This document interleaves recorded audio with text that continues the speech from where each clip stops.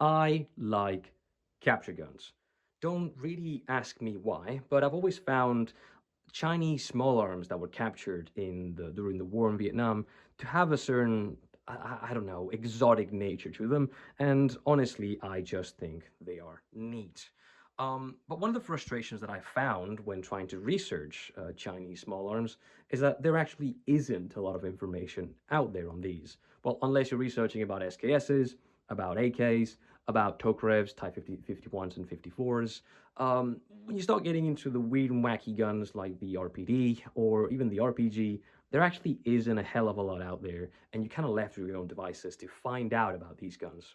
Now, I'm lucky enough to have a couple of Chinese RPDs at hand, both the activator, of course, the top one being a Type 56, and the bottom one actually being a Type 56-1. Because yes, there are differences and variants of the Chinese RPD. And the cool thing is that you can see both of these in Vietnam. So in order to potentially help us collectors and Vietnam War enthusiasts to learn more about these guns and be able to identify them in footage, in photos, in museums, much like I did when I was in Vietnam, I thought it would be very interesting for us to go have a look and kind of compare the external differences and variations between these two RPDs. So again, it's just so we can all learn about these, and I can also go out and impress my crush. Again, very quick history about these guns. The RPD is an open bolt, gas operated, flapper locked, belt fed light machine gun. The Russians designed it between 1943 and 1944 to use the then kind of new or experimental. I'm not 100% sure. I don't do Russian guns. 7.62 by 39 cartridge. So again, designed between 43 and 44, but only really started to be manufactured in numbers by the Russians in 1953. In 1956, the Chinese adopted these as the Type 56, much like they adopted the same year the SKS, also Type 56, the AK, also Type 56, the RPG-2, also Type 56, and these guns went to see quite prolific use during the war in Vietnam. Initially, of course, it would have been the Type 56, and then you can start seeing the Type 56-1 from 67 onwards, and again, went on to see quite a lot of use in that war. As well as seeing used in the Sino-Vietnamese War, and ultimately they were phased out by the Chinese, I believe, in the early 80s when the Type 81, which is like a weird baby between an SKS, an AK, and an RPK, was introduced. So enough about the history. I'm not forgotten weapons, unfortunately. So let's now go have a bit of a closer look at the details from the gun, starting from the front. So, starting from the front, we can tell that both barrels are threaded and fitted with a barrel nut. This is mainly so they can stick blank firing adapters for training. And here comes the first difference between the Type 56 and the Type 56-1, it being the front sight. Now, the original Type 56 actually was fitted with a regular style of front sight. As you can see, it's kind of U-shaped and it's got a hole in the middle. However, when you look at the Type 56-1, it's very Chinese in style because they made it a fully hooded front sight. The other noticeable difference between the Type 56 and the 56-1, if you know what you're looking for, is the length of the bipod. As you can see on the Type 56-1, the bipod is about 1.5 inches shorter than on the Type 56. Not only has their length changed, but also the way they work. As you can see on the Type 56-1, these ears right here are overbuilt, and they've also added a flat surface on the yoke right here, so the bipod can basically stow away and clip in the locked position on its own.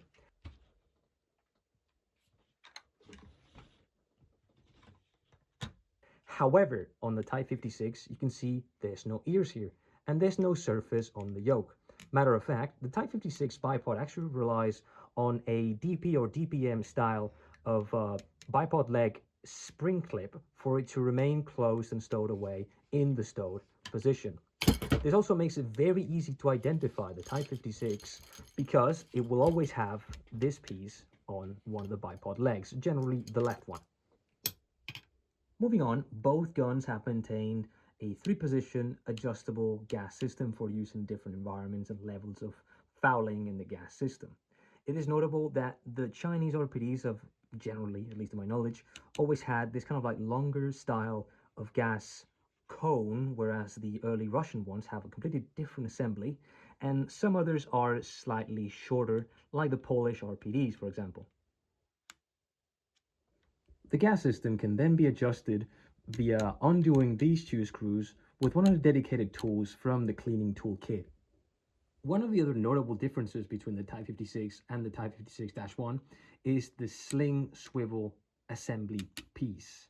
You will notice that it's rather built up on the sides, and there's this kind of bridge here. And when we look at it on the side, you can see that actually there is a hole right there, and that serves to slot in a cleaning rod. If we go out and we compare it with a Type 56-1, you can see there's no bridge, and this whole area is not nearly as overbuilt as the Type 56. Again, you'll notice there is no hole on the side. To include the whole barrel assembly, there also seem to be some slightly minor machining differences. For example, this surface is actually quite deep, whereas this is pretty flat and quite shallow, and also some differences in the way that the lower half of the gas tube is made. An element that is common across the whole spectrum of Chinese RPDs is the handguard. The Chinese decided to make these out of solid wood rather than laminated wood, like the Russians did, and they decided to omit that cutout in the middle that kind of gives it a very characteristic RPD look. These are, again, very uniquely Chinese, and there actually exist two versions of this handguard, one for the Type 56 and one for the Type 56-1. I'll get into that in just a minute.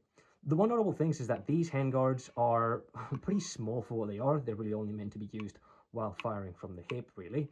And they tend to crack. They're relatively fragile, and you will see them breaking kind of across the area where the metal reinforcements kind of clip in.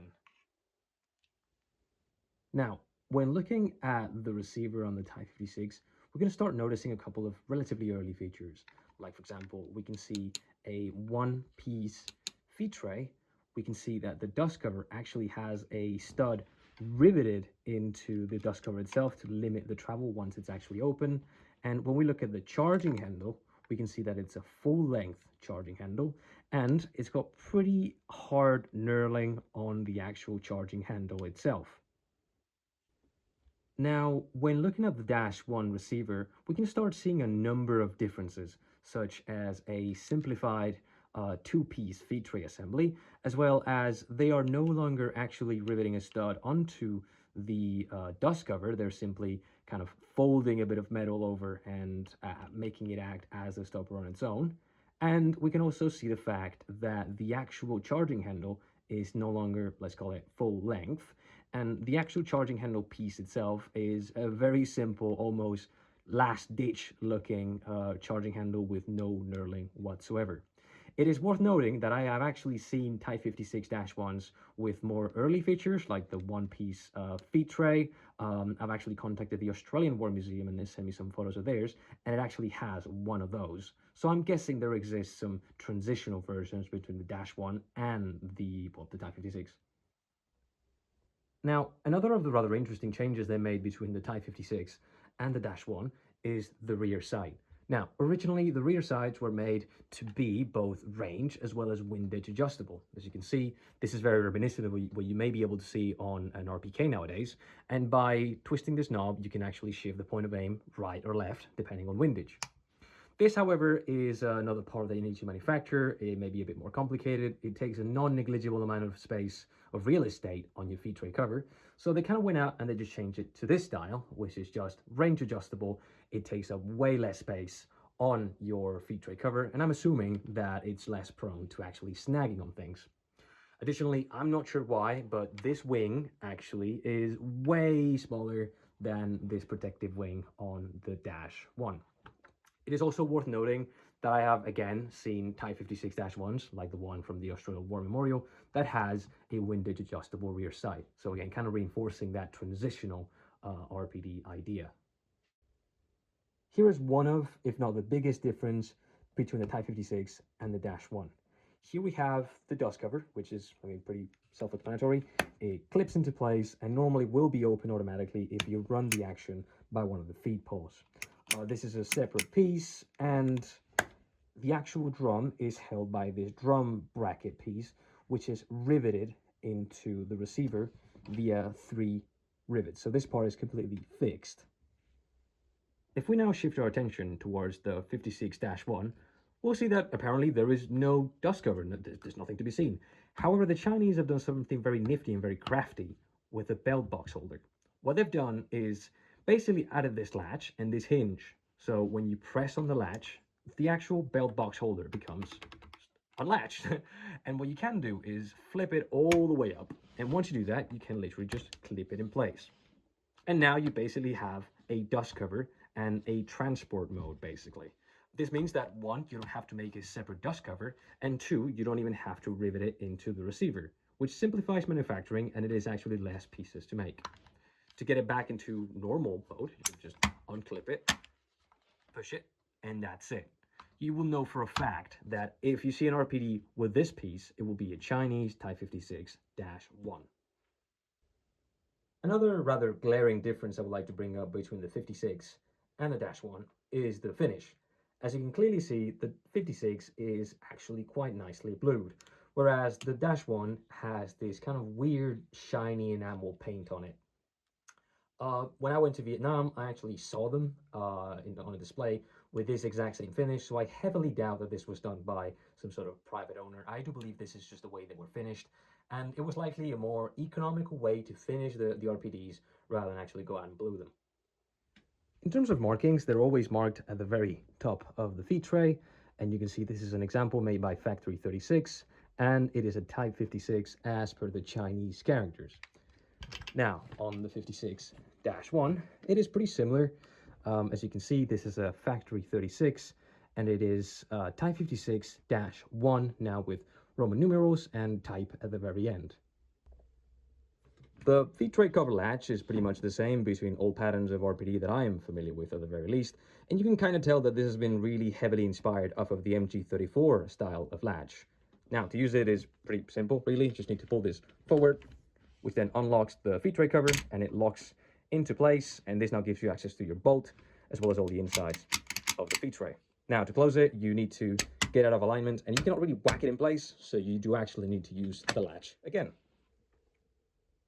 The bolt carrier assembly on these is pretty simple. You've got your top roller, which then will engage with the track inside of the Feedtray down here, which in turn will pull the belt into the gun and into the firing position.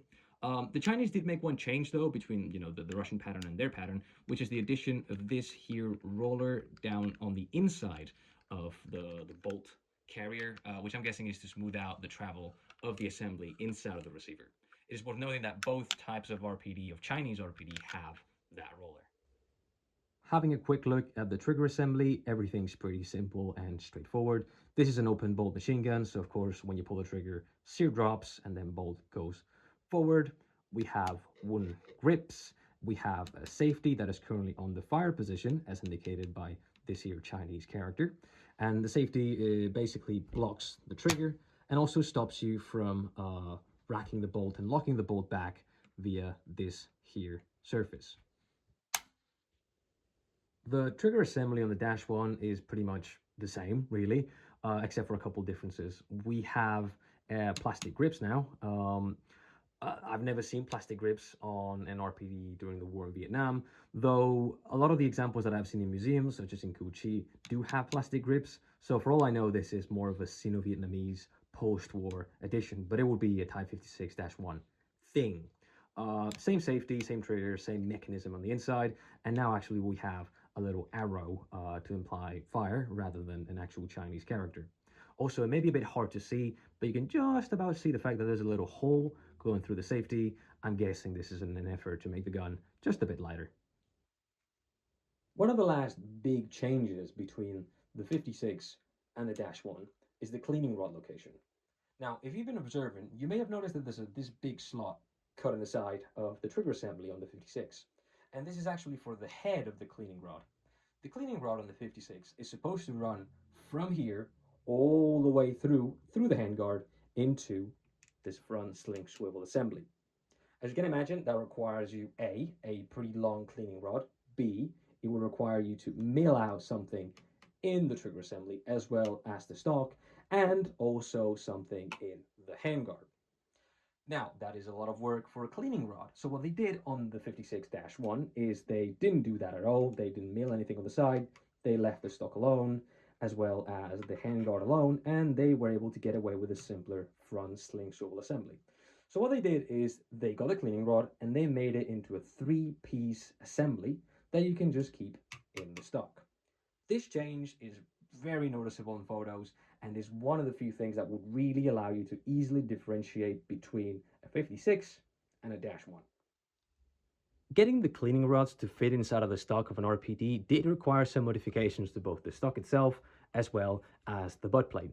This is the Type 56 and this is the Type 56-1.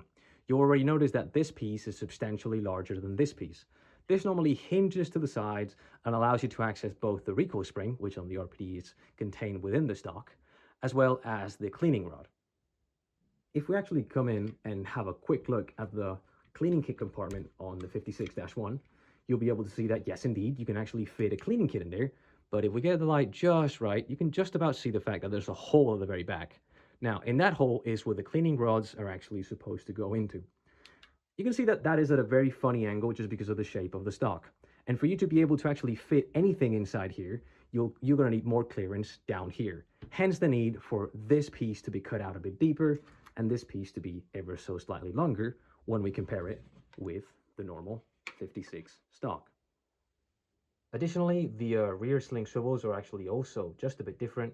On the 56, it's kind of fixed and sticks out a bunch to the side, whereas on the dash 1, they've actually made it so it kind of swivels a little bit and is likely a bit more comfortable and less prone to snagging than this fixed one. A quick note about drums. Well, these are not really drums, they're belt boxes, but drums is way easier to say. My research on being able to tell Warsaw Pact or Russian drums apart from Chinese drums is still inconclusive. I don't even know if this is Chinese. I suspect it is, and I think this is a Russian one. You can see there's some Cyrillic on it. The overall finish is quite nice, nicely blued. This one, which again I think is Chinese, is devoid of markings. The finish is much rougher, though this could just be age. The overall manufacturing is a ways worse. You can see the rivets there. You can see the spot welding on the outside is much rougher. Also in the hinge down there, you can see how pronounced the spot welding is. Also the ridge here is much sharper than it is on this supposed Russian drum or belt box, whatever you want to call it. I'm hoping that in the future I'll be able to get some drums with actual provenance, the Chinese paperwork or something in that description, maybe NOS items, and hopefully I'll be able to update you guys on this. But if you have any information, do feel free to share. A quick word on Chinese belts. They come in two varieties: 25 rounds with a starter tab or 25 rounds without a starter tab. These belts can be linked ad infinitum. You can make these as long as you humanly possibly can, as long as you got the right link and ammunition, which sets them apart from a Warsaw Pact belt, which only come in two 50-round halves. The first half with a starter tab and the second half with a plug at the very end that doesn't allow you to load these to more than 100. This makes sense because the drums only hold about 100 rounds, so why would you try to make them any longer? But at least with Chinese ones, you can do that. Now, there's also a difference between the Warsaw Pact belts and the Chinese ones. The Warsaw Pact belts actually hook into the cartridge through the rim of the cartridge, as you can see there, whereas the Chinese belts actually hold on the back of the cartridge. This means that to load these belts, you need to snap the rounds in place, whereas on these ones, you can just pull it from the back. Now, it is notable that the Chinese actually copied the Hungarian types of belts. The Hungarians actually have the same type of attachment to the rounds, but the difference between the Chinese and the Hungarian ones is that the Hungarian ones do come in 50-round belts instead of 25. On the cleaning kit subject, this is a Chinese-made cleaning kit for the RPD. As you can see, there's no rivets. It is completely smooth on both sides. This one is complete with a screwdriver and all the other bits on the inside. And this is a Warsaw Pact made cleaning kit. This one has 3 rivets at the very bottom, whereas the Chinese ones are actually spot welded in place. This one is not complete, hence why it's missing a couple bits. But I think it's still a pretty good comparison between the two. They're really kind of identical. The biggest difference being, again, the rivets on the outside. But at least now you know what to look out for. So that about wraps up everything that I wanted to say about the Chinese RPD. Personally, I still think these are really, really interesting and really cool to see how they went from the original design into that later Chinese specific design with those changes that are not seen elsewhere. And I hope that from this video, you've been able to come away with the knowledge to be able to differentiate both patterns of RPDs in, historical footage, in photos, in museums, wherever it is, and that you're satisfied with that. I kind of appreciate the fact that it's been like a year since I've last posted anything. I don't want to post random crap. I kind of want to bring you guys interesting bits here and there. So I hope you've enjoyed it. I'm also trying new things in terms of the backdrop and the new table and some new lights. So I hope that that's also been good. But as always, thank you guys for having a look. If you have any questions or anything, don't hesitate to just drop them in the comments, whether it's about the RPD or if you want to see anything else on the channel, give me a shout and we'll take it from there. So thank you very much, and I'll see you when I see you.